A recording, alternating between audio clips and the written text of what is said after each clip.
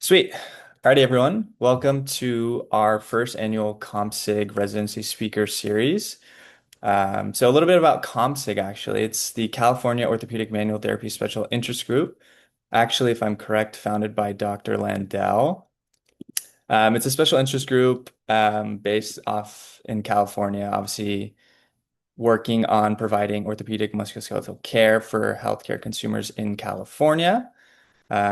Myself and Sam are currently members of the organization. Um, yeah, we wanted to do a little bit of a residency speaker series just because we were both interested in residencies, but haven't gotten the chance to have something of this nature. They've done some things in the past where they had students talk about what a orthopedic residency kind of consisted of, kind of their schedule, but we wanted to get a little bit of a different perspective of professors that kind of have led residencies or kind of had experience in the past with that. With that being so, I'll give a little bit of a brief introduction of myself. My name is Naldo Villarama. I graduated from USC this past May, so a couple weeks ago. I'm currently working part-time at Modus PT in Long Beach, and I'm planning to go there full-time after the board exam in July, and then I'll pass it over to Sam. Hey everybody, I'm Sam Churchill. I'm a third year student at Mount St. Mary's. I'm currently in one of my last terminal clinical rotations over at the VA. I graduate at the end of September, and we'll see what happens after that. Perfect. And then, so going now, we're going to do a little bit of brief introductions from our speakers today. We'll start off with Dr. Landell. Hey everyone, I'm really happy to be here. Thank you, Naldo, Sam, for the invitation. Appreciate it.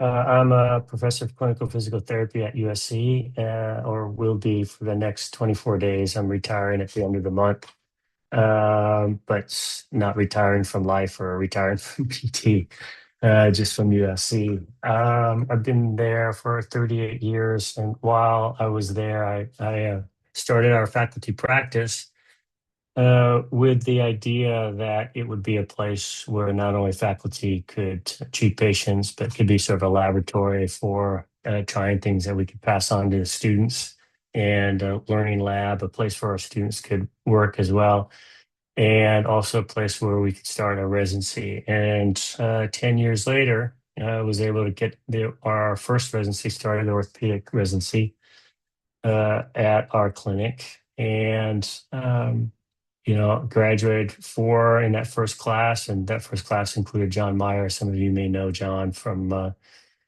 working with professional athletes over the years, and have been involved in residency education and special certifications pretty much ever since. So, you know, almost 30 years. Because I was asked to be on what's now the board that credits residency and fellowship programs. So that's to join it. At that time, it was a committee, and ended up running that. And then also ran the Orthopedic Specialty Council, which creates and manages the OCS exam. So I did that for a number of years as well. I've been also then the director of our DPT program at USC, and now I'm the director. I have been the director of residency and fellowships, but also the director of our post-professional education program. So to me, post-professional education, on ed, if you will, and residency and fellowship program, it's all part and parcel of the same thing. So that's what I've been involved in for the past, I don't know, 10 years or so. I've been running those programs at USC. Yeah, and I did actually wanted to give a shout out to COMPSTIG. COMPSTIG actually grew out. It wasn't just me. There were several of us involved in that. But it grew out of the fight that we were having to allow PTs to manipulate in California. Now it's not an issue; it's a non-issue. But in the 90s and early 2000s, people were worried that they were going to get sued, and even into the teens, people were worried about getting sued if they were to document that they manipulated a patient, and primarily being sued by the chiropractors. So one of the arguments we knew was going to be used against us was that, well, you're not trained. You PTs are not trained to manipulate. And so we, at a CPTA meeting, at the end of the CPTA meeting, we got all our representatives who taught musculoskeletal PT and all the programs together in one room. And we all agreed, at the end of the day, we agreed that we would teach six manipulation techniques, and we would all teach them the same way. And so that when the argument came up that, oh, you're not trained in this, we could say, nope, we are trained in it, and here's what we do, and then here's anatomy, physiology. So we've gathered all that information as well. As far as I know, that's the first and only time all the PT programs have gotten together and agreed on something as far as curriculum goes. Which is kind of cool. And then we thought, well, we can't. Um, it's one thing to teach it in school, but then our students are going to go out into the clinics for the clinical rotations, and if they're not supported in their clinical rotations, then it's just going to be another thing that they saw in school, but nobody ever uses, and they'll go by the wayside. So we also developed a series of Con Ed courses to teach manipulation and teach those six techniques minimal. And we went up and down California teaching it. And we realized quickly that we actually had no way to collect any registration fees because we weren't a company or anything. So we were looking for a way to be able to do that. And we weren't looking to make a profit. We were just looking to support the next course. And it turned out that if we became a SIG as part of CPTA, California chapter of APTA, that we would have a checking account. We would have, because we'd have expenses and we could do things with that. And so that's okay. Let's create a SIG. So it just grew. It just kind of grew and grew and grew, and we ended up with COMPSTIG. And it's for the first 5-6 years, we did a lot of courses up and down the state, training PTs and also trying to remove this mystique of being able to do manipulation, primarily spinal manipulation. So I was a first president, but there are a lot of people who were a lot of other people who were involved as well, and I'm not taking all the credit for that. So anyway, that's my story. I think I'll popcorn over to Ben. I've talked enough already. All right. So since there's a bunch of students here, show of hands or virtual hands, if any of you have ever had imposter syndrome in your life and in your PT life. All right, good. A few of you. So just for the record, so do I for the last like 24, 36 hours. I saw who else was going to be on this call. It's like, oh, like really? Like you're going to put me on with Dr. Rob Landell, like a legend in the field. So I've been nervous for like the last 24 hours. I spent the morning doing like home improvement projects, trying to like bang nails and stuff to be ready for today. He's done a lot in this field. Hopefully, when I retire someday, I can say the same. But a little bit about my story. I was sitting in class in my final year of my PT program, and I did pretty well in my cohort. But I remember sitting there and thinking, like, one of the instructors was doing a demonstration in front of class and said something like, "Do you see this?"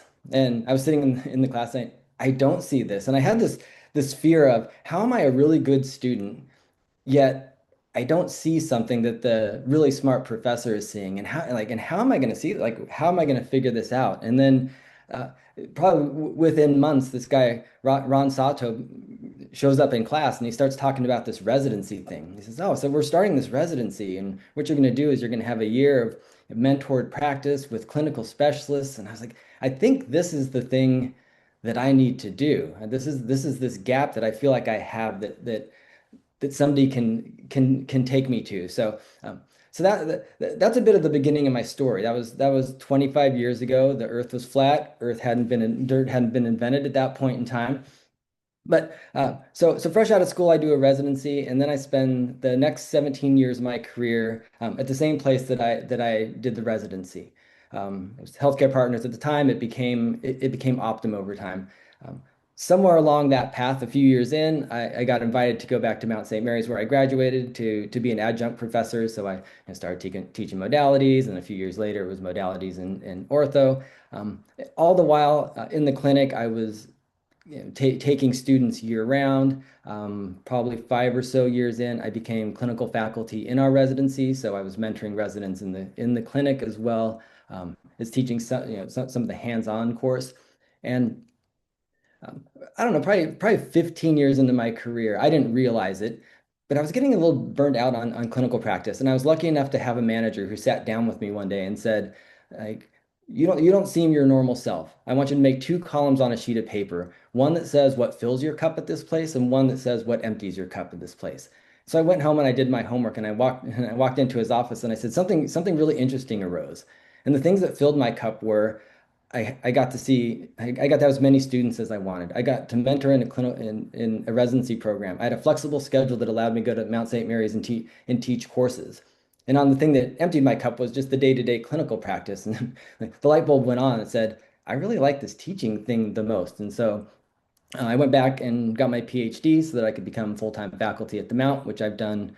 I've been there for the last 8 years. I oversee the musculoskeletal curriculum. I also oversee our weekly pro bono clinic at Midnight Mission. So every Wednesday, we take 3 students and we go treat those who are experiencing homelessness. I think my real passion beyond just teaching is I teach a 3-course series called Therapeutic Interactions, where we really work hard on the soft skills of PT and how we deal with the human being who's sitting across from us. My dog doesn't bark all day until Zoom comes on. I was like, she's gonna start barking. But anyway, I'm definitely passionate about the technical side of PT. We all need to be amazing technical PTs. We need to understand diagnosis, but I think we also have to have that connection to the patient and really seeing their story. And when we do that, I think that's when the art and the science come together to truly make us really amazing at the profession that we do. Next. Awesome. Thank you both for sharing. All right. So I think the next thing we're going to do is get into some of the questions that people have submitted. Um, if you have any other questions too, there will be a live Q&A portion at the end as well. But we did have some submissions for questions, and I will go through those, and then I'll let either of you answer, both of you answer, whoever wants to go first. You guys can rock, paper, scissors it. So to start off, so these questions, the first group of questions are based more on candidate fit and application process. So the first question is, what should we expect going into an orthopedic residency, and what do you look for in an ideal candidate?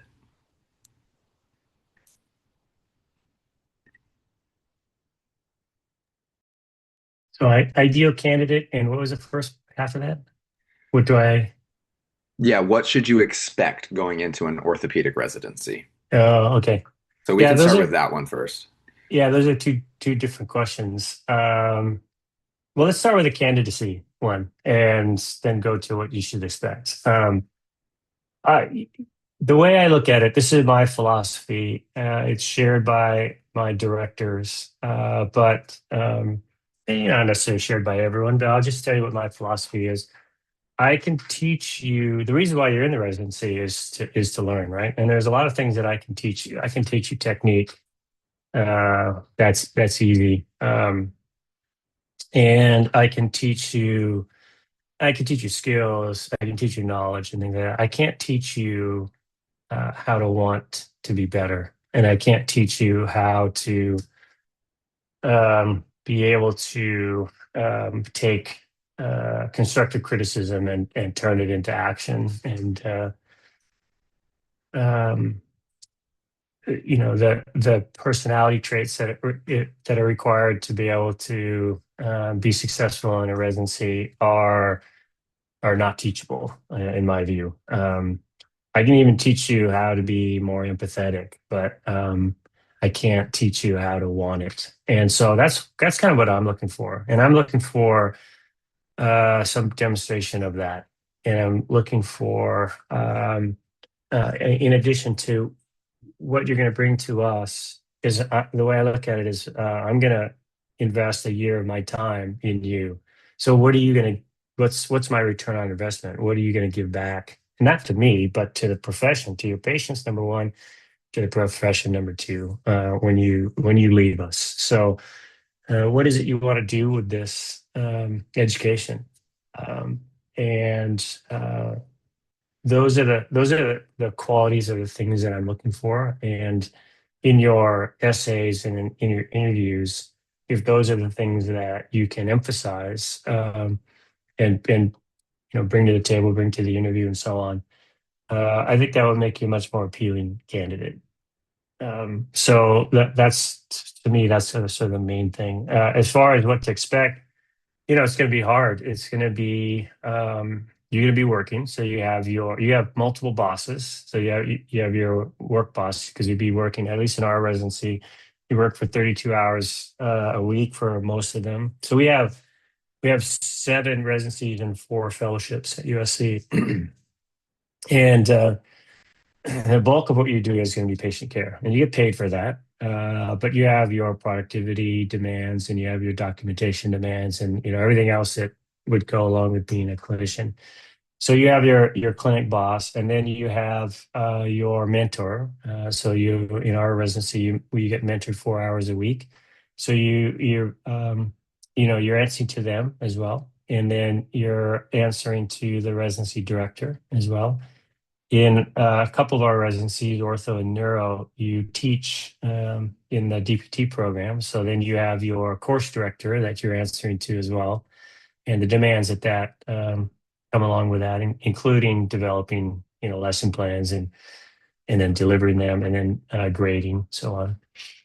Um, and then your primary boss is in every patient that you see, and you're beholden to them as well. So you're answering to a lot of people, and you have to be um, flexible to be able to do that and to pivot when necessary to be able to manage that. In most of our residencies, you're also with physicians 4 hours a week. So there's another boss, and maybe the nurse or nurse practitioner who runs their clinic. You're beholden to them as well, and to those patients. So um, you can expect to be pretty busy. A lot of demands placed on you. You can expect to have someone looking over your shoulder while you're treating patients and asking you, well, why are you doing that? Not in a bad way. Just explain to me what it is you're doing and why you're doing that. And have you considered doing it a different way? Have you considered this or that? And being able to be open-minded and try things that are a little differently is having that sort of mental agility, mental flexibility is another characteristic that I would look for. So hopefully that helps a little bit. Ben? Yeah, I think I have some similar feelings on that. And in terms of the ideal candidate, I don't think I could picture one, but I know that person when they walk in the door. Because really what I'm looking for is a couple things. One, is this somebody who I'm going to enjoy my mentor time with? Somebody who can converse with me, who can take feedback, who can defend their points. Um, that's that we have fun, but we can also be serious. And then I think, does that person then fit with um, our clinic culture too? Like, how do they treat other people? Are they going to treat the front desk folks as well as they treat the back office folks? And if I were to pick one word, it's probably humility. Somebody who comes in and is humble. And being humble doesn't mean that you shouldn't be proud of what you know, shouldn't mean that you shouldn't come across as very intelligent and that you've done very well in school, but that you also know that there's a whole lot out there that you don't know. And so you're walking in the door ready to share with me what you've learned out there, but also share with me your potential stumbles. And in this, like I'll try to own as many of my biases as we have this conversation today. Like I want to hear the failures. Like some of the strongest candidates we've had, and at least at Optum, our questions are all behavior based. Tell me about a time that, and what we want to hear is that you struggled, not that like you were a magician in a situation. Like I remember questions that we've asked where it's like, tell me about a group project that didn't go as well as you wanted. And some students come in and throw their classmates under the bus. Some students come in and say, I did my part, somebody else didn't. I should have done a better job in that situation to support that person who needed it. It's like, oh, that's somebody who I want on my team because they realize that sometimes someone's going to screw up on something. And uh, in a team environment, in a clinic environment, we're all responsible at the end of the day to do something. So I've never once looked at a GPA. I've never once looked at necessarily what clinics you've been to. Oh, here we go again. Things getting loud. But what I do ask is what did people learn in those situations? Tell me about a great CI experience. Tell me about a less than good one. And it's not about you throwing someone under a bus. It's about like what do you foresee that I'm going to do that's going to be helpful for you, and what things do I need to look out for? So I'm really big on stories. So if you're answering a question, it's like I want to hear a story about it. I think there's all too often there's this, give me your 3 strengths and 3 weaknesses. It's like don't just come with your like I work really hard. Like what does that look like? Like what does hard work look like to you? Tell me about a time that you worked hard. Tell me a time that you had to do way more than you thought you had to, because that leads into the second one. Like, what you do expect? It's hard work. Like you're taking on something that not everybody takes on. Like there's an expectation that you're coming in, you're ready to learn, that you're prepared. In our residency, it's like any patient you're seeing with a mentor, you have to fill out document paper ahead of time. You have to prep ahead of time. We need to know what we're going in there to mentor you with. And sometimes people are, you get tired. It's like copy paste, copy paste. It's like, no, that's not what learning is about. You have clinic time, you have class time on top of that, you have prep time on top of that. And the prep time isn't just, oh yeah, I guess I need to just get ready for that patient tomorrow. It's like, no, what do you want to learn? What are you going into that session to do? And so um, that time commitment is something that it can be a lot. Like I hate telling the old man stories, but I'm gonna tell you an old man story. Like my first month in residency, I started on January 2nd. From January 2nd to January 31st, I had 2 days off, and I was studying for the boards. Because I was in the clinic, and at that point in time, all the residency classes were front end loaded, and it was just like, let's go. Like there's nothing more than like I made a commitment to that residency that I was going to come and learn a lot, and I wasn't going to have a ton of a social life during that time, and like somehow some way I sorted it out. So the expectations are that the expectations are going to be high, that you want to be there, that you're going to be an active learner, you're going to be an active participant in patient care, clinic life, and as Dr. Landell said, like at the end of the day, it's always about the patient. It's not about you. It's not about me. It's about us collectively providing the best care that we can for the person who's sitting across from us. Awesome. Thank you. Very great answers from both of you. So for the next question, um, kind of was answered a little bit in the last one, but what makes an applicant to the orthopedic residency stand out?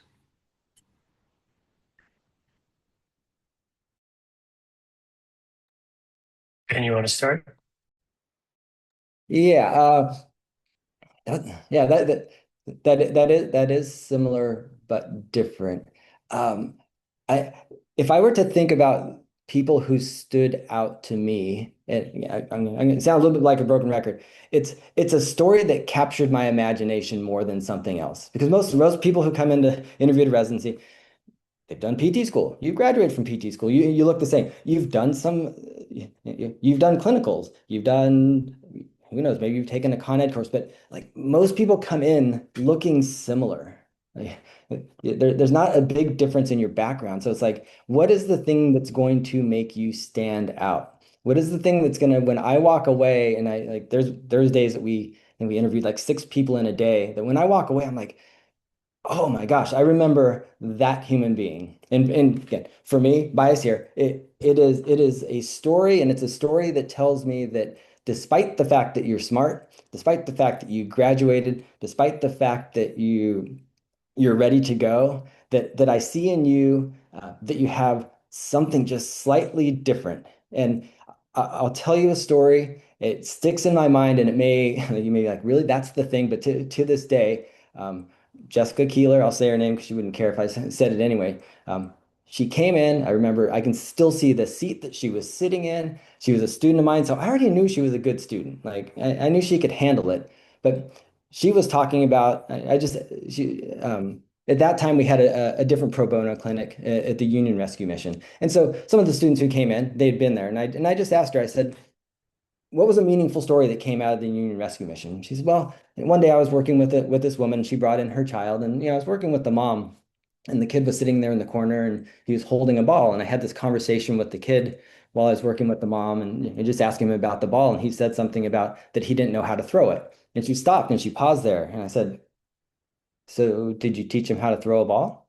And she's like, yeah. So after I finished with the mom, like, and so she taught the kid to throw a ball. And it was just this thing that I heard in her where it was like, oh, she sees the big picture. It wasn't just about the mom that was there. It wasn't just about service to somebody. It was reading the room to see that something else needed to be done in that moment. And that like PT wasn't just about the right mobilization on the right joint going in the right direction, but it's about like really seeing the big picture of the humans that we get to that we're privileged to see. That again, I knew she had the skills, much like Dr. Landell said. I can probably teach anybody to push to do a PA on L5 S1 grade 3. I can do that, but is that student or that resident truly going to be an amazing human? And somebody who I'm gonna like be super proud that they're going out into the world to really make a change in our profession. Somebody who, when people go to see that person, they're gonna say, "That's what PT is all about." Like that means something to me. And so I'm giving you somewhat of a vague thing where I'm like, there's just this thing, but I think it's like what I want to hear is some sort of passion just beyond like I want to be a good PT or I want to get the OCS. Who cares? Yeah, it's great to have those letters behind your name, but why? Like, why do you want that? Like, I certainly hope that if you're choosing to go to become a clinical specialist, it's not to get letters. It's because you are truly passionate about lifting this profession to something different. And so that's what I really want to feel out of the candidate is that I'm getting something from them that it's beyond just them. It's really about the profession, the patient, and what they're going to bring to it. Yeah, I couldn't really say it any better than that. It's those characteristics in a person that make you a good human that we're looking for. I would just add to that actions speak louder than words. So you can write a great essay and you can interview really well, but tell me what you did. So that story that Ben just related. Tell me what you did. Give me an example. Those are the kinds of things that I'm looking for. That would tell me that yeah, this person in front of me is a good human and is going to do right by the patients, which to me is the number one thing always. Do right by the patients. They're going to do right by the profession when they leave here. They're going to do right by, and that could be legislatively, that could be within our professional association, that could be writing articles for the local, down here in Long Beach, we have two. We have Beachcomber and we have the Iconian Gazette. They're just like these little local newspapers that come out every week, writing, articles for people to educate them about what we do, um, going into research, whatever. Um, that you have that calling, I guess. Awesome. Yeah, it sounds like being a kind human who's very interested in helping others is what definitely helps make a strong applicant for any residency program. Amazing. Okay. Next question is, what are common mistakes made by otherwise strong applicants?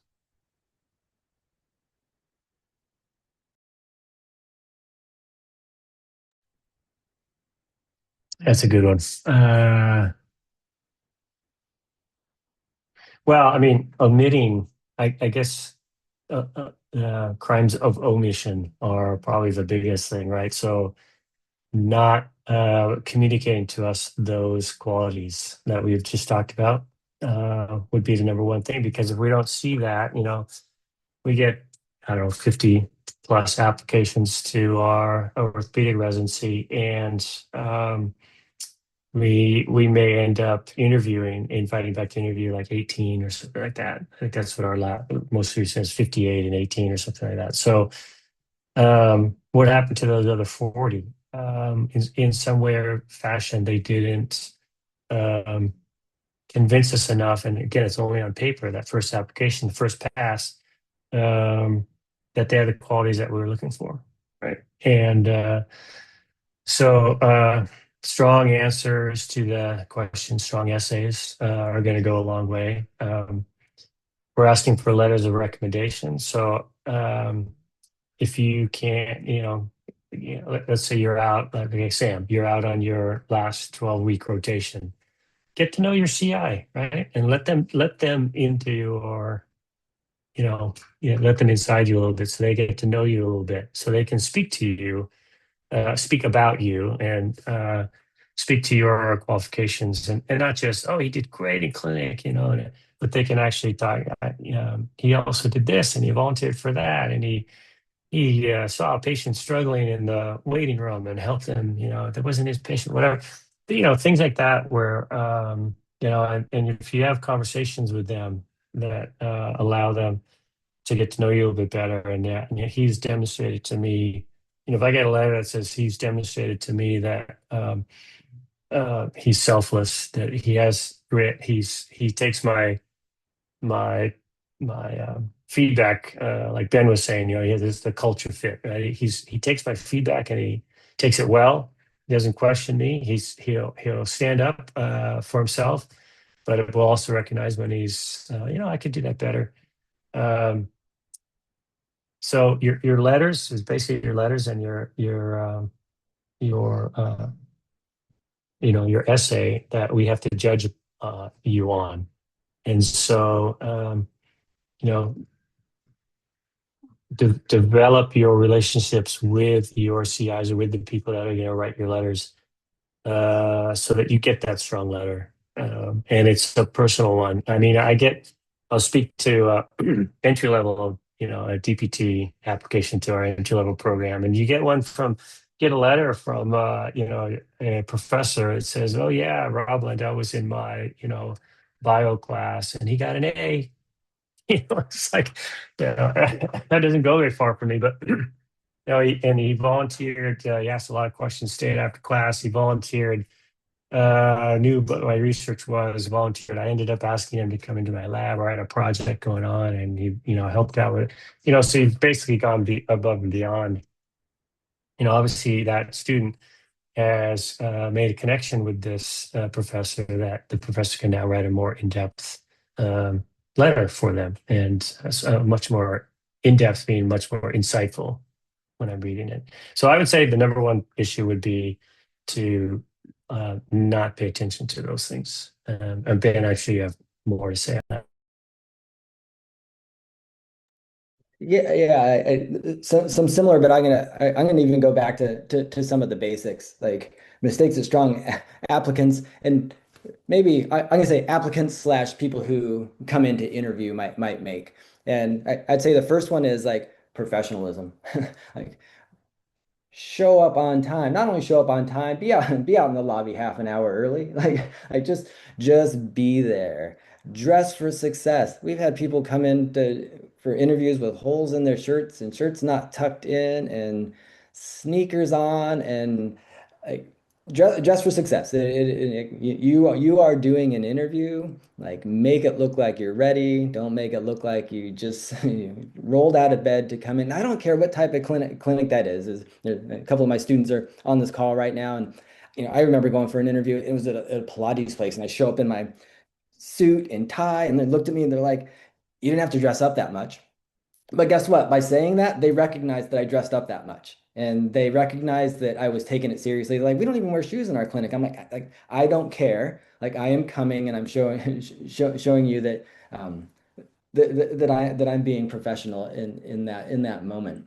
Um, did you want to add on that, Rob? It, yeah, I was just gonna say it's easier to take the tie off than it is to go find one and put it on afterwards, Yeah. right? So if they're like, yeah, yeah, you can loosen the tie or whatever. But yeah, I that's a good point.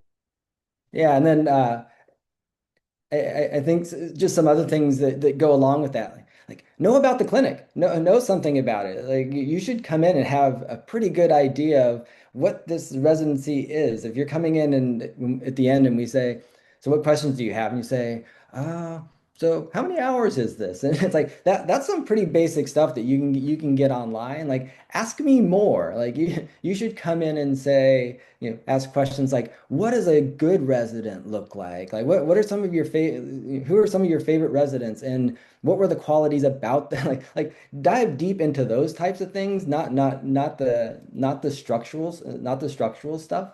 Yeah, and back to the letter of recommendation. If you, and this goes residency or anything else, if you ask someone for a letter of recommendation, I think you have every right to say, will you write me a letter of recommendation? And do you have any hesitation in recommending me like highest? I forget what the categories are on the residency. It's like without, I think it's without reservations, because I go through lots of letters. That's one of the first things that I look at. And if somebody says, well, with reservations, I'm already really concerned. But if it just says recommend, I already know something. I'm like, why didn't they say without reservation? Like I want to be without reservation. I want that person to say, there is not one thing about this person that I have questions about. And then with that too, I think it's okay to say like, are you willing to speak to all of my qualities? Because I've gotten the one paragraph one, and even though it says like without reservations, there's nothing in there. This student was in my clinic from this time to this time. They did really well, and the patients really liked them, and they finished the residency at entry level. And what is that? So, yeah, go ahead, Rob. Yeah, that's like, if we're talking A, B, C, D, F grades, that's a C. That's average. That's the minimal you bring to the table, right? We're looking for something beyond that. The fact that you showed up. Yeah, I'm responsible. Well, okay, that's a C. Everyone should be. I'm professional. That's a C. Everyone should be. How do you, I think it was Woody Allen or somebody said 90% of life is showing up. And most people are just sort of showing up. It doesn't take that much to stand out in the crowd. So, yeah, being professional, responsible, showing up on time. That's like just the minimal expectation. So sorry, Ben, I interrupted Ah, again. no, no, I like this better going back and forth, and I'd say two more things that I would throw in there just in terms of, again, on paper you look amazing, you walk in the door, you're dressed amazing, and then you step in front of me, and I sometimes call it scared person syndrome, where you walk in and you're so like I've seen people who are really good, but they're so afraid that we might find something out about them that might be a weakness, that it's all like talk, talk, talk, talk, talk, and just like sometimes we refer to it as like the hurricane just came into the room, where it's like, wait, like your goal should be that you're coming in and having a conversation with another human being, that you're going to share things with them, that we don't expect you to be perfect. That yes, you should be smart, but it's just that, like, come in just hot and heavy and let me tell you all these things. Like it feels like they thought they had 5 minutes to tell you everything that they've done well, and it's like, wait, it seems very one-sided. And then the other thing is, at least for ours, and I believe Kaiser, I'm not sure, Rob, you could talk to USC. Part of the interview is actually a patient evaluation. And it's not only a patient evaluation, in ours, it's a patient evaluation in front of all faculty. And you're doing the evaluation on a faculty member. So here you are coming into an interview, and now you're gonna do a patient exam on a faculty member with four other people sitting in that room with you. We understand that that's nerve-wracking, but we can also figure out, very quickly like who had good mentoring, what kind of clinic you went to. And like in my best example of this is I remember two people coming in, both of them were former students of mine, and I was like, I know who we're going to pick here. Like I already had a bias, again, because of fit. But I promised myself that I was going to make my decision based on who showed up on the day. And the one who was strong interpersonally had a great interview, but unfortunately he was at a clinic where I don't know, I think he saw for his final clinical that he might have seen 3 evals a week, and a couple of them were post-op. And then the other one had been at a clinic where he was seeing 10 or 12 with really good mentorship, all different body regions.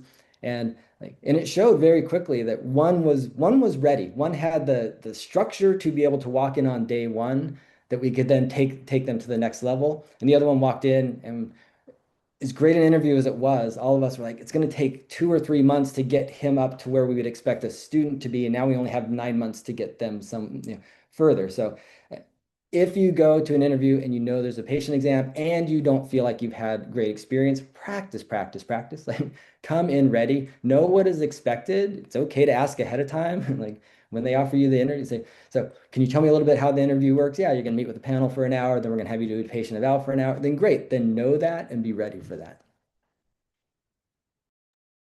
Yeah, our process for the orthopedic residency is it's essentially a full morning where you get a patient case, paper case, and you're in groups of 3 or 4, let's say, with a couple faculty, and you get the subjective and tell us what you think, and so there's 2, 3, 4 of you that would give your thoughts on the patient, and then you rotate to another group, and now you get the objective data on that patient, still paper case, and okay, now what are you thinking, and how does this change your thinking, and so on. We just want to see what you pick up on, and what what your thought process is, and a lot of times it's diagnosis. It's either going to be something diagnosis related, or how are you going to pick if diagnosis is clear, and how are you going to manage this for what are the things you have to manage. And then we take a break, and then we do it again because there's a lot of faculty, and with a different case, and you rotate twice again. And then we take another break, and then one of us will present a technique, and go through it, and here's how we do it, and here are the main things. And then we break up, and you go practice that technique. And more often than not, we have our current residents are there for that part, and they can play the patients, but so can the faculty. So I like to lay down on the table and have you put your hands on me, and then I get a sense for how you manage a patient's body parts, and then but also how you take feedback. So I'll say, well, this current incoming class, what we did was cervical upglides, and so after the applicant gets done, and I go, you're interested in feedback, and sure, and I give feedback, and I listen to how they take that feedback, and if they're taking it in a positive way, and they're oh, you mean like this, yeah, try this, and no, I mean, going back to common mistakes, a mistake there would be to get really defensive. Well, I'm doing it this way because my thumb hurts, or this. Don't want to hear it. And then we have lunch, and because our feeling is we can probably get to know you better, over a sandwich than over a conference room table. So we have lunch, and we just chat, very, very informal, and then the formal interview comes in, and that's 20 minutes or so. In our orthopedic program, because we have 7 clinical sites, there are representatives from all 7 clinics, and so it's kind of you on a lot of people. Can be intimidating, but you just need to know that and come prepared. And as Ben says, look, practice, right? Have someone ask you questions and practice the interview process. So, and then the last thing I would say, I also echo Ben's comment about know the program. And maybe when, like in our case, we have multiple clinics, know the clinics at least a little bit. So you can ask a question like, I understand this clinic has a little bit of older population, that clinic has a little bit of younger population. Is there in your mind a different, whatever? But oh, great. You've shown me that you've done your homework, that you've looked into the clinics, that you've gone above and beyond. I like that. I like that. I was going to add one little thing since we're doing this little fun back and forth thing of I hope you heard something in there, and that was taking feedback and taking constructive feedback and something with that. And I hear it a decent amount with like students who struggle in the clinic and some residents, and they'll say, well, I take feedback fine. I was just explaining myself. And realize there's a time and a place for that, but often explaining yourself is being defensive. And so in that moment, make sure that you're reading the room of is somebody asking you to explain yourself, or is somebody explaining something to you and the expectation is for you to listen. And it doesn't mean that in a residency that I wouldn't expect that there's some back and forth, but there are some times when it's like, I need you to sit in this for a bit and process it. And then, yeah, then maybe there's a better time. Maybe it's the next day. Let's come back together again. But if you find that you're always feeling like I need to explain myself, then chances are somewhere in that is potentially some defensiveness of what's going on versus accepting, learning, like talking back to friends. Because what I'm hearing you say is I need to work on this and I should do it this way. Great. Okay, so I'm going to go and try that. So take that feedback, use it, and then put your piece in once you've had a chance to actually take it.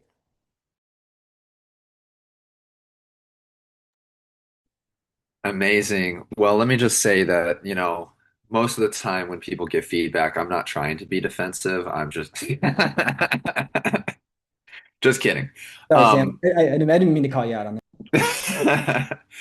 I do hope everybody took notes on that specifically, especially regarding the feedback is super important, and then whoever writes you recommendation letters is very important. We do have a professor in our program who really stresses this a lot. In fact, most of our professors at Mount St. Mary's stress this a lot whenever you're getting letters of rec. Make sure that the professor knows you, make sure that the person knows you, because I mean, I've had an experience in the past where I asked a professor in undergrad to write me a letter of rec for PT school, and thankfully she was very honest and said, I don't know you well enough to do that. So she saved me the time and the heartache of getting feedback from the schools I was applying to, telling me, hey, look, somebody wrote you a letter of rec that was just basic. So letters of rec, very important. We are going to move on to the next section of questions. I'm going to let Naldo take it over from here for this section. Take it away, Naldo. Perfect. Yeah, so again, like the first part was just talking about candidate fit and kind of the application process. So now I kind of want to transition more to the actual residency experience. So the first question that we have here is how should a resident approach mentorship to get the most value out of it?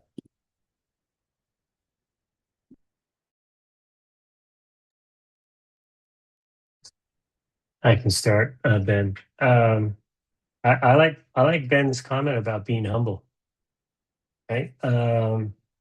Take it in the spirit in which it's offered. I don't know this for a fact. I haven't experienced it, but I would venture to guess that 99% of the feedback you're going to get is constructive, and it's given in a way that uh, um, yeah, have you thought about doing it this way as opposed to what? And I've had mentors, people that I consider my mentors, who said, "What are you doing?" There's a big difference between what do you do? Why are you doing that? And have you thought about doing it a different way? And I'll just tell you a story. This was actually in a course. It wasn't a mentor of mine, but I was taking a course from him, and we're doing whatever on the neck. And he comes by and he looks at me for a second, and he goes, "What are you doing?" And I told him the technique. He goes, "Really? You think so?" And he turns around and walks away. And I go, wait, come now. And he goes, all right, I'll help you out. He was testing me in the way that I came to find out that he would do. Not everybody can manage that kind of feedback, and I chose to give my feedback in a different way. But I learned from the experience, and I wasn't going to say. First of all, I was felt comfortable enough to say I'm not going to be satisfied with that. Tell me what I'm doing wrong. So I called him back, and he said, "Okay, fine." Came back, and he gave me, and I will also say that when I made the adjustments that he suggested, my partner's eyes lit up like, oh, like that was very different. So yeah, I think that's really, really important. I'm gonna let Ben go here. Yeah, a few things. Yeah, I keep going second because I can write things down and because I'm slow to get to my microphone. But I think that the humility piece for sure, like you're there to learn. Like if you walk into that situation going, I'm going to learn something today. It may not feel great that someone is telling you to try something different or do something different, but like that's how we learn. But I think the one thing that I would that very much add is being prepared. Like be ready to go. Who who is that patient? What have you done so far? Like I said, with Optum, and I know with Kaiser, there's prep forms and like filling it out and thinking about it, using it as like a reevaluation for a new patient. Like, what do you want to learn today? What are you struggling with that patient? Where have you been with them? Where are you going with them? So that when you're walking with me, it's like I already have a picture of what's going on, and I can start preparing for um, how to help you better. But if you don't do that part, then back to good residents and bad ones. I had one that wasn't so good many years ago, and he was really sloppy with his CI prep forms and sometimes didn't do it. And I asked him before a patient if he had it. He said he didn't. He left the office to go get the patient, and I just sat in the office. And I'm like, why are you here if you're not willing to put in the work to be ready? So coming in prepared for here's what I know, coming in with quiet, even if you feel like it's the most simple patient, you have a question about it. Have something. I've had residents who are like, oh, someone ended up in a mentor spot, and it's just somebody who had a total knee replacement. I'm like, okay, so what else might you want to learn about this person? Where else can we go today? I realize that it's not like overly technical, but there may be some more things to learn. Is there a technique that you haven't tried that we could do? Because like in my mind, with a resident, I'm trying to create the best version of you, not a little version of me. But at the same time, in order to do that, I need to give you some different opinions for you to try on. I need to present different techniques for you to try to see how does that, okay, assess, treat, reassess. Oh, I got some good range of motion with that. I hadn't thought about doing that. And so back that word constructive, like feedback should be constructive most of the time. Yes, are there people out there? For those of you who know people at Kaiser, and it's well known, so I don't think so.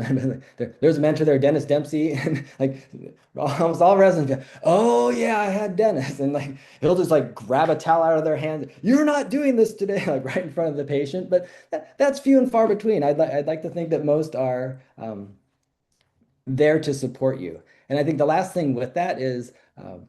If we've worked on something before, I would expect that you should be able to apply it again. And so I think a frustration as a mentor is like, we talked about this before. This is now the second or third time we've gone through this same thing, which is not just the prep on the front end, but then what do you take away from it? What do you learn from that so that you can then come back and you can apply it the next time? So each time we're in a mentor session, we're working on hopefully something new, an advancement of something, not continuing to go back to the same thing over and over again, that you probably should have gotten a little bit earlier.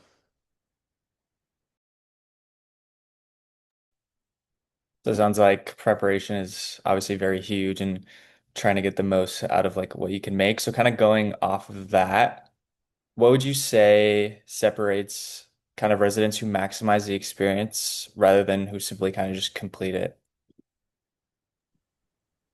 I think the big one, so it goes back to that preparation, but it's the person who goes and finds multiple resources. So it's not just they prepare on their own. If they've got fellow residents that's like, hey, I've got mentor time today. Here's some things that I've thought about. Do you have anything else? Who's going into the literature to go above and beyond, going back to their notes. So it's not just preparing with what's in my own brain, but taking advantage of like what are my other resources that I can bring to this situation. So I feel like I've got a really well-rounded idea to then come in with my mentor who can help me sort through these different opinions, thoughts, data points that might make me better versus the person who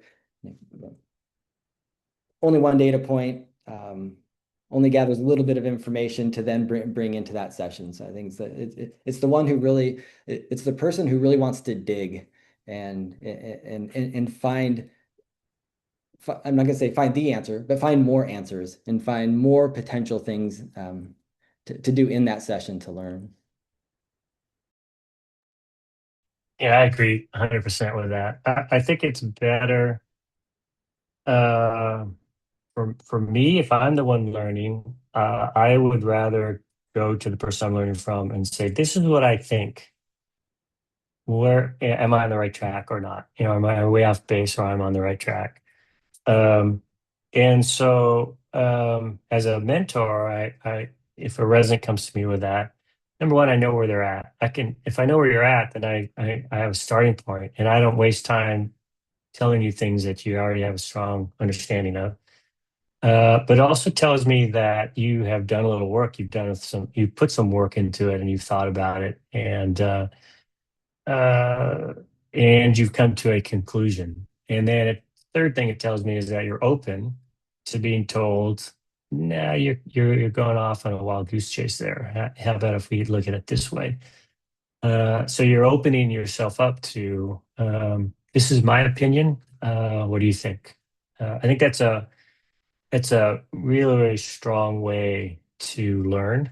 Um, to be able to do that, you need to have thought about it. And as Ben is saying, you need to have gone, and used some other resources. I read this article and how does that fit into this? Or we were talking, my fellow residents and I were talking about this or we had this technique in our last session. I tried it. This is what happened. Um, you've done some background work, and now there's a whole body of science on how adults learn, and one of the ways we learn is by creating relationships between what we already know and what the new information is. And so, if you really want to learn, you want to have a solid. This is what I know. This is the new thing. How does that fit into what I know? And then when you have that relationship, you're gonna retain it. So everything Ben was talking about being prepared, leads to better outcomes for you as a learner. Yeah, you've got to be an active learner, not a passive learner in a residency. Like you've got to be engaged in the process. You're not there just for somebody to tell you, for somebody to say, well, in my clinical experience, here's what I might do. Um, I think we all want cheat codes, but at the end of the day, understanding the process to the cheat code is way more important than the cheat code. And so, like coming in, having gone through your thought process, because it may not be that your technique was wrong, it was your thought process. So to be able to share something like that, so that we can say, "Oh, you were almost there. Let's take you over here," rather than just, "I don't know what's going on. This isn't working. Can you just like walk me through it?" That to me is very passive. Yeah, to Ben's comment earlier, which I really like. I'm going to totally steal his Ben. I don't want to make you a mini me. I want you to be the best version of you that you can be. So I don't need you to treat the way I treat. I need you to treat because you have different experiences. You've all been in clinical rotations. You've all learned some things. You've seen patients that I haven't seen. You've seen people. You've interacted with people that I haven't interacted with, which gives you a totally different experience, and that different experience gives you a different skill set. So um, let's take those experiences and what you learned in those situations and build on it, as opposed to, "Oh, no, I want you to just do what I do." That's